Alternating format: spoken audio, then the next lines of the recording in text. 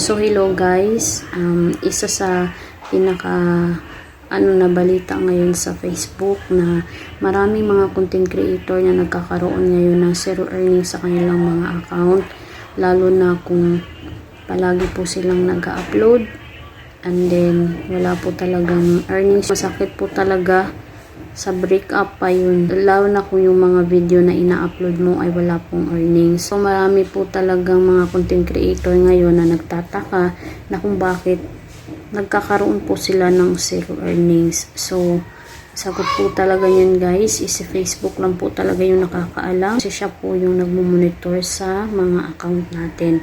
So marami pong reason kung bakit po tayo nagkakaroon ng zero earnings. Depende po sa galaw po natin. Kaya ako guys, ang ginagawa ko lang sa account ko is nag-upload lang ako ng video. Tumitingin lang po ako sa mga comment, sa mga kada upload ko po. And then nag-engage din po ako minsan sa mga nagko-comment po sa video ko. Iwasan ko pong gumamit ng video sa iba. Gumamit ng music na hindi po sa akin. And kailangan din po talaga nating sumunod po sa patakaran po ni Facebook, 'di ba? Magtataka ka na bakit nagkaroon ka ng zero earnings, wala ka namang violation. So bali sa Facebook lang po talaga ang nag-i-stop po ng earnings mo. So wala pong exact date po kung kailan po niya ibabalik 'yan kasi po siya po yung may control po ng mga account natin. So nakakapang hina din guys, lalo na kung magkaroon ka po talaga ng zero earnings sa inyong account.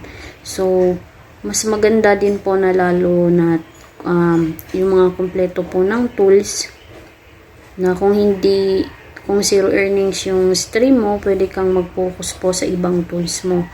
Yung sa akin naman po, stream lang po yung meron ako. So kailangan ko po talagang i-monitor yun. Mahirap na kasi yun lang din pong tools na monetize po ako. So sana in the future, mariresolve ni Facebook yan at magbibigay siya ng update kung bakit po nagkakaroon yung account po natin ng zero earnings.